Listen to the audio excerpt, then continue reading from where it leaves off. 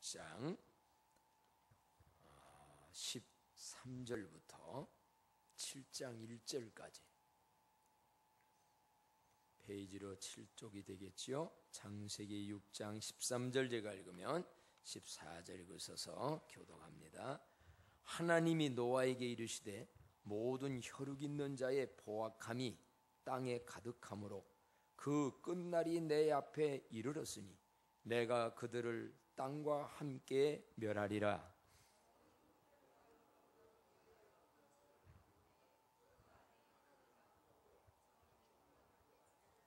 내가 만들 방주는 이러하니 그 길이는 300규빗, 너비는 50규빗, 높이는 30규빗이라.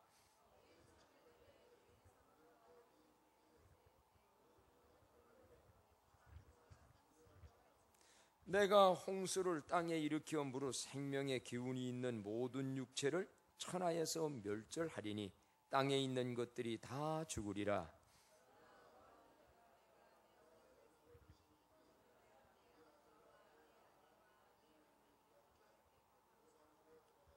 혈육 있는 모든 생물을 너는 각기 암소 한 쌍씩 방주로 이끌어들여 너와 함께 생명을 보존하게 하되,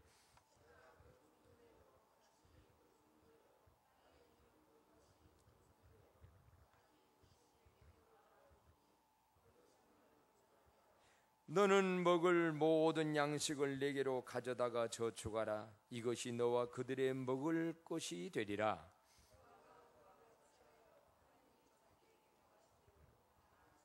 칠 장 1절 다 같이 읽습니다. 시작.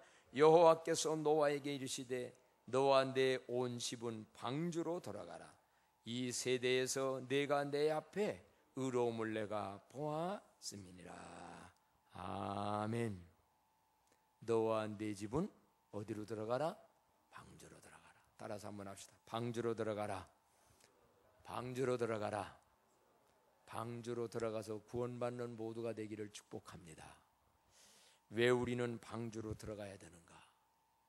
방주 안에 들어가면 어떤 은혜가 있는가? 이 방주는 이 시대에, 오늘의 시대에 어떤 하나님의 교훈이 있는가? 7,000년 전에 있었던 노아 방주 사건은 옛날 얘기 들으라는 얘기가 아닙니다. 언제고? 세상 역사도 그렇지요. 역사에서는 교훈을 받아서 오늘과 내일을 대비하라는 거지요.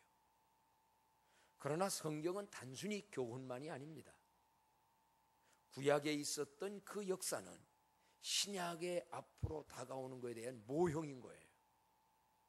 그렇다면 방주 사건은 단순히 과거 얘기가 아니고 앞으로 다가오는 미래, 오늘을 살아가는 우리들에게 오늘은 물론이거니와 앞으로 다가오는 내 개인적인 미래의 종말, 인류, 이 세상 전체에 대한 하나님의 심판과 종말과 구원, 이거를 예비하라는 거예요. 그래서 오늘 우리는 노아 방주, 이 홍수, 이것을 잘 보면서 하나님이 오늘 나에게 들려주는 지혜, 메시지, 말씀이지요. 깨달음의 은혜가 있어지기를 축복합니다. 오늘 지난 이 노아 시대 때가 어땠었느냐? 지난 주일날 우리가 말씀을 들었었어요. 노아의 때는 어땠다고 그랬죠? 같이 한번 대세음절을 볼까요? 노아의 때는 창세기 6장 1절부터 보니까 제가 요약해서 말하기를 애모 지상주의가 판치렀다. 하나님의 아들들이 사람의 딸들의 뭐만 바라보고? 아름다움만 바라보고, 성경은 이걸 갖다가 현대적 말로 한다면 애모 지상주의. 근데 제가 이 설교를 하고 집에 가서 그 다음 날에 국민일보에서 신문이 왔는데 앞에 그냥 내가 오늘 가져온다는 게 지금 깜빡했네. 거기에 애모 지상주의에 미친 세상, 이 미친이라는 말이 아름다울 미자를 넣었더라고. 아름다움에 미쳐진 세상. 그러면서 거기에 큰 타이틀로 뭐냐면 중고생 성형 권정하는 세상. 중고등학교 애들 이제는 성형 그 외과 거기에서 뭐 코 수술하면은 여기 수술은 보너스로 해주고 이런 걸 해가지고 중고등학교 애들이 이 방학 때 돼야 된다면 그전에는 고등학교 졸업하고서 취직할 때 좀 하더니 요즘은 방학 때 중고등부 애들이 아주 30%가 늘었대. 그래서 옛날에는 외과 의사가 최고로 알아줬는데 요즘은 성형외과를 최고로 알아준대. 이 세상이 그래서 미친 세상이라는 거야. 외모 지상주의. 그래가지고 아직도 크지도 않은 애들 갖다가 이거 뜯어 고쳐놓으면 심각한 부작용이 그 뒤에 있다는 거예요. 내가 이따 이 부에 볼 때는 이 신문 아예 보여주면 4장이 나왔어. 얼마나 이게 심각한 세상인지. 우리 동네하고는 상관없는지 모르지만은. 그러면서 저도 그거 뭐 지난번 설교도 했어요. 아름다움이 나쁜 건 아니에요. 그러나 외모 지상주의만 그것이 하나의 스펙이 된다고 그러네요. 그래가 그것만 가지고 그것만 좋아하고 그것만 좋아하는 세상이 되면 이 세상이 얼마나 잘못된 향락과 타락과 성적, 그래서 요즘 섹시하다는 말이 그렇게 인기한다면서요? 옛날에는 안 그랬거든요. 사실은요, 마음과 실력을 키워야지. 여기 뭐 아직 중고등부 애들이 없으니까 이따가 한다면 마음이 바로 되고 실력을 키워야 앞날이 되는 거지. 이거 하나 뜯어 고쳤다고 인생이 바꿔지냐 이 말이야. 근데 이게 물론 너무 흉해가지고 이것 때문에 뭐가 한다고 하는 거는 뭐 이해가 되어지는데 무조건 그렇지 아니한 것도 이런 거. 그래서 아하, 신약 성경에 보면 예수님 재림하여 종말이 올 때에도 노아의 때와 같으리니, 마태복음 25장에 지난번 읽었잖아요. 그것이 오늘날 그대로 되는구나. 외모 지상주의, 사람들이 다 육체가 됐다. 영혼 죽어져 버리고 영혼에 대해서는 무관심하고 육체의 본능 따라 살아가는, 그래서 하나님의 영이 사람들과 함께 할 수 없을 정도의 타락된 마음들이 됐다. 저는 여러분 오늘 점검 한번 해보세요. 하나님의 성령이 여러분 마음속에 함께 거하시기에 불편한 내 마음인지 주님이 기쁘게 거하실 만한 내 마음인지. 예수님 분명히 하나님 영접했다고 했는데 여기 안에 계신데 노아 때는요 하나님의 영이 그들과 함께 할 수 없었대요. 왜? 이 속에 온갖 세상 생각과 마귀에 주는 생각과 더러운 생각과 잘못된 생각으로 꽉 차 있으니 주님이 숨통이 터지는 거예요. 그래서 얼마나 그 시대에 부패했던지 하나님은 사람 지은 거를 한탄하셨다. 한탄했다. 오늘 여러분 하나님이 나를 볼 때, 우리를 볼 때 한탄받을 존재가 아니라 기쁨이 되는 우리가 되기를 축복합니다.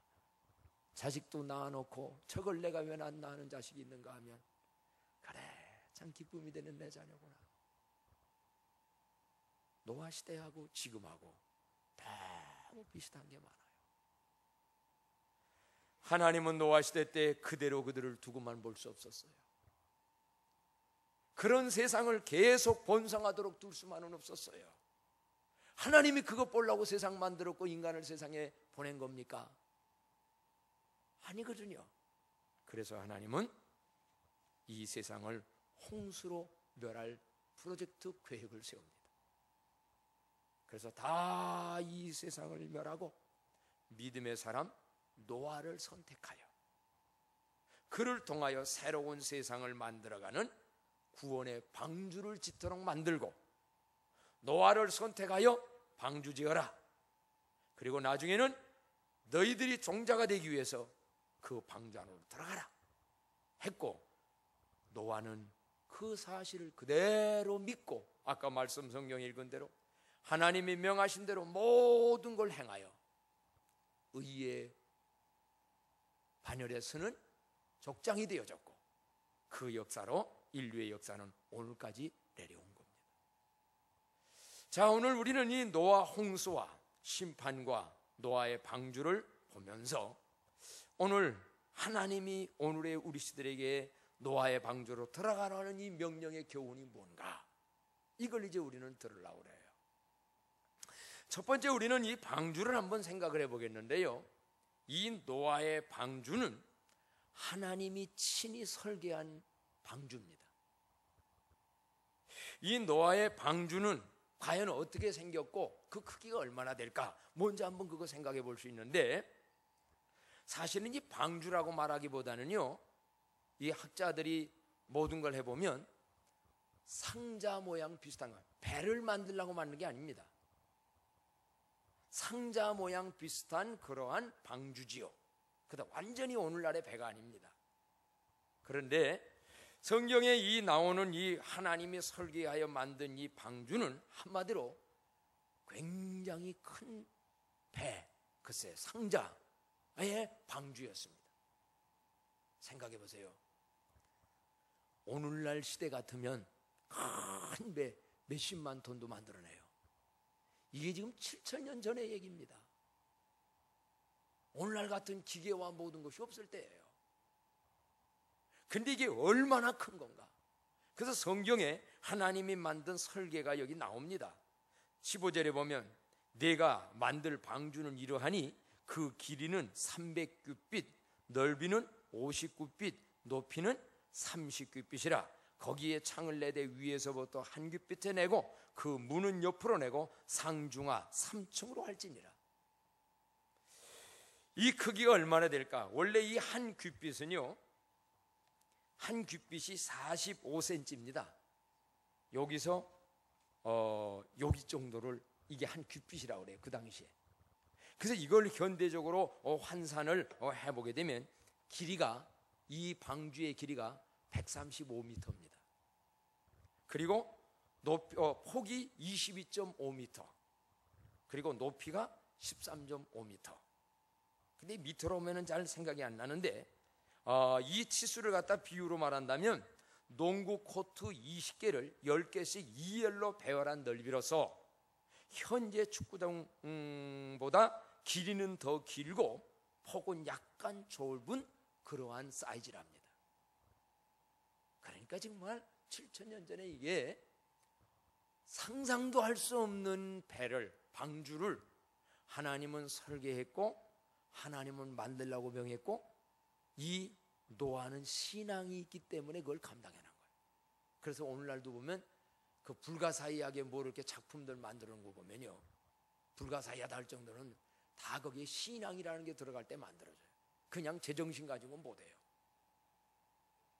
자, 어쨌든 이 방주는 한마디로 말한다면 아주 큰 배였습니다. 이 땅에 있는 동물들 한 쌍씩, 어떠한 건 두 쌍씩, 거기에 다 들어갈 정도로 넉넉하게 크고 넓게 만들어졌다. 그럼 이것은 영적으로 오늘날 무엇을 의미하는가라고 한다고 하면, 방주는 신약시대의 예수님을 말한다고 그랬어요. 방주는 신약시대의 교회를 의미한다고 그랬어요. 그렇다면 예수님의 품은 그 어떤 죄인도 다 받아들일 수 있는, 다 들어갈 수 있는 넓고 크고, 그래서 누구든지 다 들어와서 구원받을 수 있다라는 의미를 보여주는 것이 방주의 굉장한 크기였다. 교회 역시 그 예수님이 그런 마음을 가졌으니 오늘날 방주 안에가 되어지는 교회인 우리들 역시 어떤 마음을 가져야 된다는 오늘의 메시지냐면, 넓은 관용의 마음으로, 예수님이 그처럼 넓은 마음으로 우리를 받아들이고 크게 받아들여서 우리가 구원받았다면, 우리들 역시 다른 사람들도 넓은 관용의 마음으로 영혼들을 품어야 된다는 걸 말씀합니다. 그래서 예수님 말씀했습니다. 수고하고 무거운 짐진 자들아, 어떻게? 다 내게로 오라. 한번 합시다. 다 내게로 오라. 다 내게로 오라. 이게 방주가 주는 첫 번째 큰 방주의 교훈이에요. 다 내게로 오라고 불러주었기에 나도 우리도 구원받은 줄로 믿습니다. 하나님이 골라서 오라고 했으면 죄인 오기 어려워요. 남하고 비교해서 그만 못한 사람 오기 어려워요. 그러나 큰 방주를 만드시고 다 내게로 오라고, 지금도 주님은 누구든지 다 내게로 오라고. 그래서 방주의 크기가 주는 교훈은 누구나 다 내게로 와서 구원받으라는 아버지의 마음이요, 또한 그런 마음을 품고 살라고 하는 의미가 되어집니다. 그런데 이 방주는 클 뿐만 아니라 안정성이 아주 특별합니다. 그래서 여러분 주보에는 노아의 방주의 크기와 안전성이 주는 교훈은 무엇입니까? 이런 질문을 제가 던져놨어요. 지난날 창조과학회가 노아의 방주에 관하여서 여러 가지로 연구해서 발표를 한 적이 있어요. 창조과학회라고 있지요. 옛날 엑스포, 그 과학 엑스포 할 때 그때에도 거기에 방주를 지어놨었고 모형으로 이렇게 했었는데, 이 창조과학회에서 뭐를 했느냐면요, 이 방주가 과연 그 당시에 홍수 때에 대홍수 아닙니까? 한번 생각해 보세요. 요즘 물 조금만 하루만 비가 와도 그냥 뭐 물바다가 돼가지고 물이 높은 데서 얕은 데로 몰리면 그 뭡니까? 소용돌이라고 그러나요? 이게 물 많아져 가지고 흐르기 시작하면요, 그 물의 힘이 엄청납니다. 그러다 보면 바람도 있었을 것이고, 이 엄청난 거에 관연이 노아의 방주가 어떻게 1년 동안 떠 있었거든요. 전복되지 아니하고 어떻게 이 방주가 살아남게 되겠는가? 이게 과연 가능한 건가? 그래서 이 창조과학회에서는 해사기술연구소에 의뢰하여서 각종의 방면으로 실험을 했답니다. 사실 한국의 조선술은 세계적입니다. 지금 그렇죠? 조선 제일 큰 배, 제일 잘 만드는 게 지금 한국이에요. 그래서 이걸 갖다가 뭘 했냐면 신문에 난 그 기사대로 해본다면 여기 이렇게 기사가 되어 있어요. 해사기술연구소가 작년 6월부터 본 창조과학회의 요청으로 노아의 방주를 조선공학적 입장으로 접근하여 이에 대한 연구 결과를 발표하여 주목을 받고 있다. 이를 위해 홍 박사 팀은, 그분이 홍석원 박사님이 팀장이었는데, 실험용 방주를 대형 수조수에 인공적으로 다양한 높이, 강도, 속도의 조류, 파도, 풍랑, 바람을 만들고, 역시 축소된 내부 선체, 거기에 선원을 실은 상태, 내부 화물을 적재한 상태 등 다각적 실험을 수행하였다.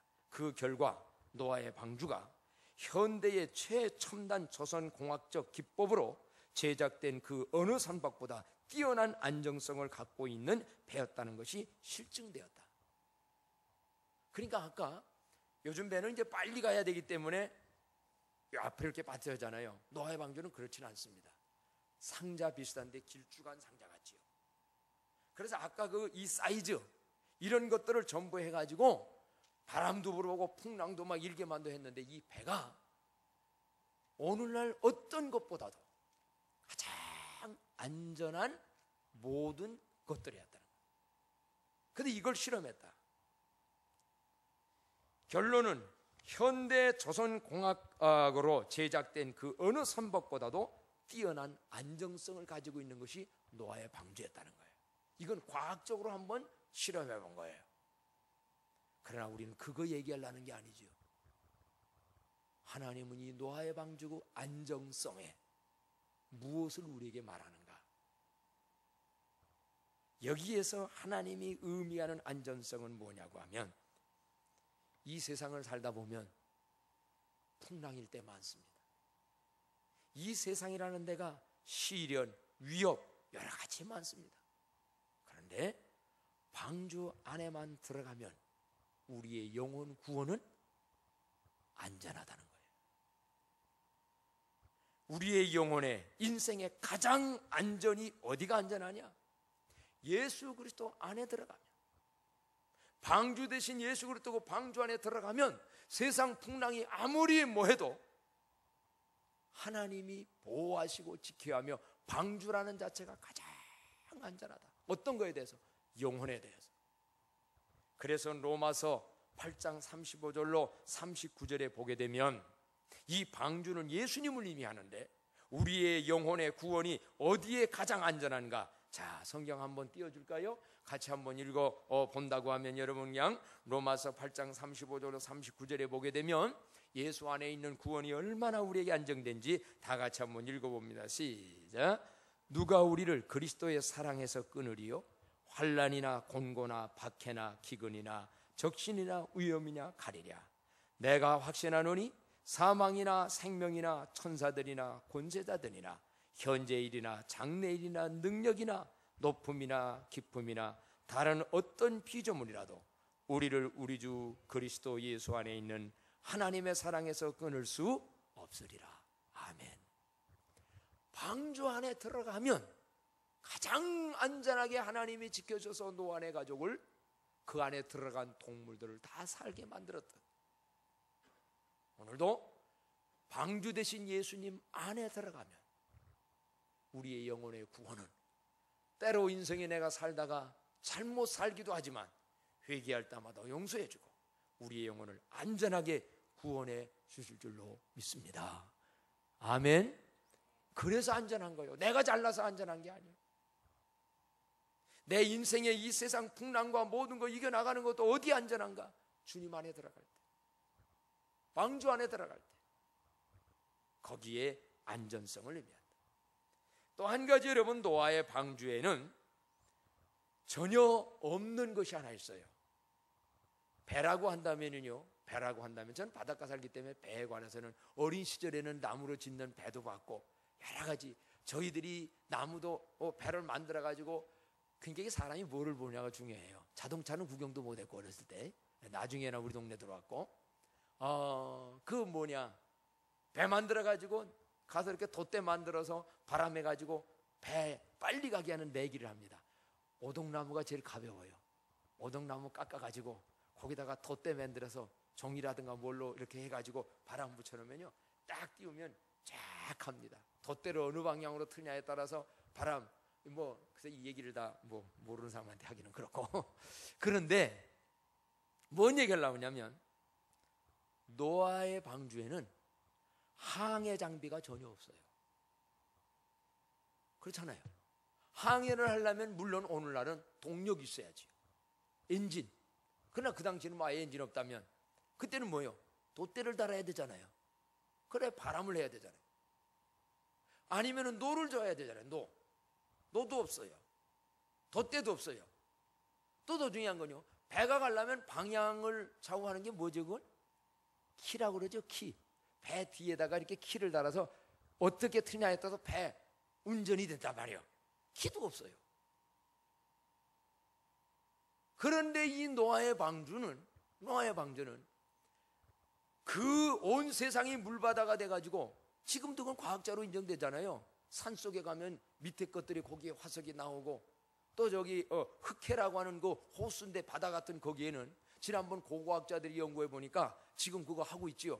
세상의 수심 그 깊은 곳에 마을의 집들이 있는 거야. 흑해 그 바다 속에 호수지요. 그게 어떻게 됐겠는가? 역사학자들은 그렇게 보잖아요. 고고학자들은 노아왕수 때 물바다 되면서 그 낮은 지대가 호수가 돼버린 거예요. 그 사람 살던 마을이 지금 그 고고학자들이 발견해내고 있어요. 자, 어쨌든 이건 여러분이 다 알기도 하고 증명되고, 오늘날도 왜 산속에 위에 올라가면 바다에 조개가 거기 있고 이게 되잖아요. 이게 여러 가지. 어쨌든 그래 되어지는데, 이 키가 없어요, 배가. 근데 이게 어디에 닿느냐? 아라랏산에 1년 동안 떠다니다가 아라랏산에 안전하게 노아 방주가 머무르게 되고, 거기에서 함셋, 야벳과 노아에게 해가지고 부인들과 함께 8식구가 안전하게 도착이 되거든요. 그럼 이것은 무엇을 의미하는가라고 한다면, 여러분 아마 이번 카렌다 보셨을 거예요. 카렌다에 보게 되면 풍랑이는 바다 위에 뭐가 하나 그려져 있어요? 카렌다 보셨나? 핸들, 자동차 핸들이 아닌 배 항해할 때 쓰는 키, 이만 띵그란 거가 있지요. 그게 방향타라고도 그러고 그게 핸들입니다. 그건 뭐를 의미하느냐면, 방향 장비, 항해 장비가 전혀 없어도 그 배를 지키시는 분은 하나님이면서 그 배의 선장이 누구요? 바로 하나님이에요. 바로 예수님이에요. 그래서 그분이 그 노아의 방주에 키도 없고 뭐를 없어도 그분이 안전하게 풍랑도 안전성도 거기서 살아남게 만들고 이 배가 결국은 아라라뱃산에 그대로 가서 아라랏산에 닿도록 만들어. 그렇다면 오늘날 가르쳐 주시는 우리에게 교훈은 뭐냐? 이 세상 살다 보면요, 풍랑도 있고 어두운 바다를 항해해야 될 때가 많아요. 내 인생 방향도 잘 모를 때가 많아요. 그런데 중요한 건 뭐냐? 우리 방주 안에만 들어가면 방주의 선장 되신 주님이 내 인생길을, 우리의 길을 안전한 길로, 가야 할 길로 그분이 인도해 주실 줄로 믿습니다. 그걸 가르쳐 주는 게 노아의 방주에는 항해 장비가 전혀 없었다는 거예요. 그래가 찬송가가 기억나더라고요. 432장에 보게 되면 큰 물결이 설레는 어두운 바다, 저 등대의 불빛도 희미한데 그냥요, 이 풍랑에 배저 항해하는 이 작은 배 사가온 주님이라. 자, 우리 그냥 한번 불러보자. 저기 맞추자면 음을 높여야 되니까. 큰 물결이 설레는 어두운 바다, 저 등대의 불빛도 희미한데, 풍랑에 배저 항해하는 작은 배 사공은 주님이라.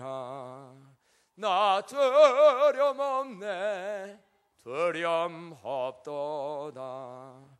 주 예수님 넓게 여기세도다.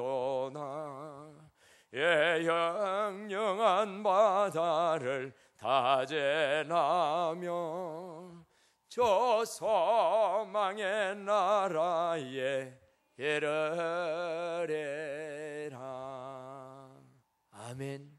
저는 이 찬양 많이 합니다. 내 인생 속에도 어느 때는 막막할 때가 있어요. 그러나 주님이, 내가 방주 안에만 들어가 있으면 주님이 선장돼서 내 인생길을 인도한다. 여러분, 내가 방주에 선장 되려고 하지 말고 선장 되신 주님 앞에 맡기고 그분의 길을 기울이고 그분께 맡겨서 그분이 아라랏산까지, 우리를 천국까지 의미할 거예요. 내원까지 안전히 인도할 줄로 믿고 맡기며 살아가는 우리의 믿음이 되어지기를 바랍니다. 왜 우리는 방주 안에 들어가야 하는가? 하나님은 지금도 말씀합니다. 첫 번에는 방주를 준비하라고 그랬어요. 이제 그 방주는 오늘날은 우리가 빚을 필요 없어요. 예수님이 다 만들어 놨어요. 이제는 오늘 아까 말씀 봤어요. 창세기 7장 1절에 너는 내 온 가족과 너와 내 온 집은 방주로 들어가라. 왜 방주로 들어가야 되는가? 왜 방주를 예비해야 되는가? 그 첫 번째 교훈은요, 하나님은 죄는 반드시 심판합니다. 죄악된 노아의 시대가 심판했다면 앞으로도 죄에 대해서는 하나님이 심판합니다.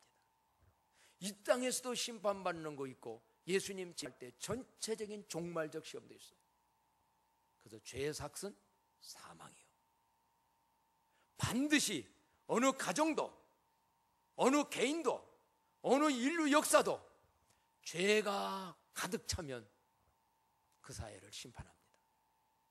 노마가 예부에 의해서 망한 게 아닙니다. 부패된 그들의 마음 때문에 나중에 스스로 망합니다. 개인의 가정 멸망도 남이 멸망시키는 게 아닙니다. 잘못된 죄악의 마음들이 인생을 망칩니다. 그렇다면 성경 말씀했어요. 여기 13절에 보니까, 자, 다 같이 한번 창세기 6장 13절 한 목소리 한번 읽어볼까요? 시작. 하나님이 노아에게 이르시되 모든 혈육 있는 자의 포악함이 땅에 가득함으로 그 끝날이 내 앞에 이르렀으니 내가 그들을 땅과 함께 멸하리라. 끝날이 있습니다. 끝날이 있습니다. 죄에 대해서. 그래서 멸하는 것. 하나님은 죄는 심판할 하나님. 한번 따라합시다. 하나님은 죄를 심판하는 분입니다. 그래서 여러분, 우리는 죄를 두려워해야 됩니다. 죄를 우습게 생각하면 안 됩니다. 죄의 삭은 사망입니다. 욕심이 잉태한 적 죄를 낳고 죄가 장성한 적 사망을 낳는다. 야고보서 1장 9절에 나옵니다. 그러기 때문에, 그런데 하나님은 죄는 멸망하되 죄인을 사랑하며 그 죄에서 구원받기를 원하는 게 하나님의 마음이에요. 그래서 하나님은 방주를 예비합니다. 노아 시대 때도 방주를 예비했습니다. 오늘날도 방주 되신 예수님을 예비했습니다. 앞으로 이 세상 죄에 대해서 멸망할 테니 주 예수를 믿으라. 그러면 너와 내 집이 구원받는다. 방주 안에 들어오라. 예수 안에 들어와라. 방주 안에 살아라. 교회 안에 살아라. 교회 떠나지 말아라. 하나님 떠나지 말아라. 교회 떠나지 말아라. 그 뒤에는 멸망이다. 수없이도 예언합니다. 왜 우리는 방주에 들어가야 되는가? 세상의 죄에 대한 심판이 있기 때문에. 왜 방주에 들어가야 되는가? 방주에 들어간 자는 다 살았기 때문에. 방주에 짐승들 들어갈 때요, 정결한 짐승만 들어간 게 아니에요. 부정한 짐승들도 들어갔어요. 근데 방주에 들어간 건 살았어요. 이건 무엇을 얘기하느냐? 방주 되신 예수님 안에 누구든지 들어만 오면, 아마 방주 밖에 비교한다면 더 의로운 것이 있었을지 몰라요. 그러나 여러분, 이 사실을 알아야 됩니다. 창세기 7장 23절 한번 다 같이 읽어볼까요? 창세기 7장 23절이 왜 방주에 들어가야만 되는가를 여기 말씀하는데요, 23절 다 같이 읽어봅니다. 시작. 지면의 모든 생물을 쓸어버리시리니 곧 사람과 가축과 기는 것과 공중의 새까지라. 이들은 땅에서 쓸어버림을 당하였으되 오직 노아와 그와 함께 방주에 있던 자들은만 남았더라. 아멘. 방주에 들어가면 살아남을 줄로 믿습니다. 방주 안에 구원이 있어요. 어떤 죄인이도 더러운 것도 먼 것도 방주 안에 들어가면 살게 되어져요. 그래서 오늘날 우리에게 방주에 들어가라. 방주를 예비하라. 그 방주는 예수님이요. 이제 오늘 우리가 그 예비하라는 현대적 의미는 교회로 그들을 오라는 의미가 될 거예요. 나 자신도 들어가고 우리의 가족들, 물론 노아처럼 들어오게 만들고 우리 주변에 있는 이웃과 다른 사람들 이 방주 안에 들어오게 해서 다 영원히 구원받고 하나님의 안전한 보호받고, 그러다가 천국까지 그분 선장 되시는 그분이 내 인생길도 인도해 주셔서, 여러분, 저는 이번에 그것도 이거와 좀 비교해 볼 때 재미난 비유가 되더라고. 김기애라고 하는 축구 선수가 4분 뛰고서 병역 면제를 받았더만 4분 뛰고 4천만 원을 받게 됐어. 그러니까 운동장 안에 들어갔느냐 안 들어갔느냐, 4분만 들어갔어도 똑같이 메달을 받는 거야. 이게 4분 뛰고서. 그래서 남들이 뭐 비난하는 얘기도 많이 했더만, 좀 조롱. 아니 그게 뭐 4분 뛰고 4천만 원 받는 거냐. 그 사람은 4분만이 아니다. 3년 4년 동안을 연습했고 능히 그럴 수 있다는데, 오늘 우리는요 그렇게 연습 안 했다 할지라도 사실 방주 안에 들어만 가면 구원을 받고, 방주 안에 있냐. 그래서 여러분, 내가 장례집 가면 그런 설교 할 때 많아요. 어떤 사람이 복 있는 사람인가? 주 안에서 죽은 자들이 복이 있다. 요한계시록 14장에 보면 나와요. 13절인가. 주 안에서 죽은 자. 그 방주 안에 들어가서, 주님 안에 들어가서, 나는 지금 주님 안에 있는가? 나는 방주 안에 들어있다면, 방주는 몇 층으로 되어 있다고 그랬지 아까? 3층으로 되어 있어요. 여기도 영적 의미 있어요. 1층에는 무엇들이 들어갔을까? 큰 음식이지만 다 짐승은 동물만 들어갔거든요. 부정한 것들이 들어갑니다. 맑고 깨끗한 것들이 우회로 갑니다. 방주 들어가는 거 중요한데 3층에 거하는 여러분 되기를 축복합니다. 하나님과 가까우면서 창문이 있는 그곳에서 하나님을 바라보며, 똑같이 방주 안에 들어갔는데 다른 사람이 있어요. 지저분하게 밑바닥에서 그냥 들어온 것만 해도 크지요. 그러나 그러지 마세요. 오늘 방주에 들어가라. 방주를 예비하라. 방주에 들어가게 하라. 노아의 방주에 축복을 누리고 다른 사람도 누리게 하는 우리 모두가 되기를 축복합니다. 찬송합니다. 찬송가 510